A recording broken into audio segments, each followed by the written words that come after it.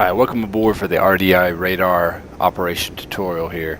If you'd like to follow along, we're going to be basically going off of a page, looks like 52 of Chuck's M2000 guide. So we're going to go ahead and put autopilot on here and talk about some of the operation and basic activation of the RDI radar on the Mirage 2000.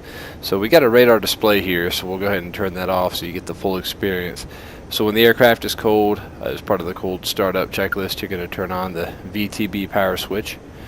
And then if you look down here, just past the throttle, we've got several mode selectors for the RDI radar. I'm going to pause this sim to talk about them. The first position is off, which is very top. The second, it looks like it's PIN, is or P channel, is going to be your warm-up position, the PCH. I'm not sure what it stands for in French. We then have SIL, which is standby, and EM, which is emission or on. Warm-up isn't implemented yet, but it will be eventually, and you'll need to do that before you activate the radar. So we're going to unpause the sim, and we're going to go ahead and turn the radar on to emission and get our speed up a little bit so we don't have that caution for the landing gear. And as you can see now, our radar display is now sweeping, so we got a good active scan. So we're going to go ahead next and select the scope we want. There's two options like we talked about. You have the PPI and B scope. B scope looks a little bit more like traditional Western aircraft. Some of you guys may prefer that if you're an Eagle driver. And then the PPI.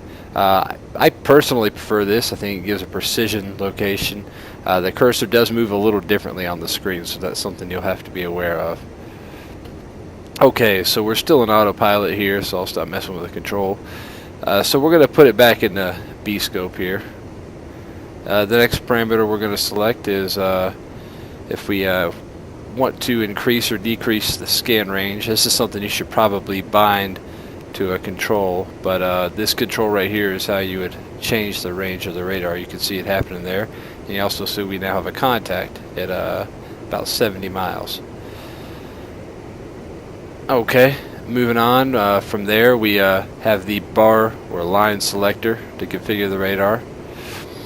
This is going to basically, like we talked about in the briefing, show a larger or smaller but faster scan area.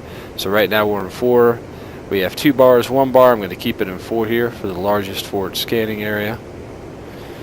And those are some of the basic functions. Oh, I'm sorry, one more. And then we have our azimuth, which is how wide the sweep is. That's across the front of the jet.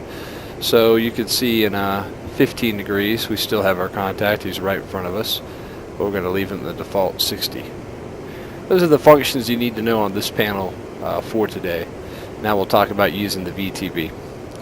So we have a contact here. Right now it shows his speed is looks like 0.04 Mach. The speed's indicated in Mach. So we're going to go ahead and move the cursor over him and press the lock key once to try to lock him up. And it looks like right now he's just a little bit out of range for a TWS lock. So we'll go ahead and push in a little bit using the sim acceleration speed or time compression.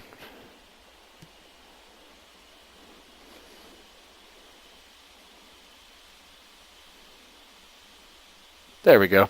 So we'll slow the sim down. Now we have a lock, and as you can see, he's displayed on our heads-up display.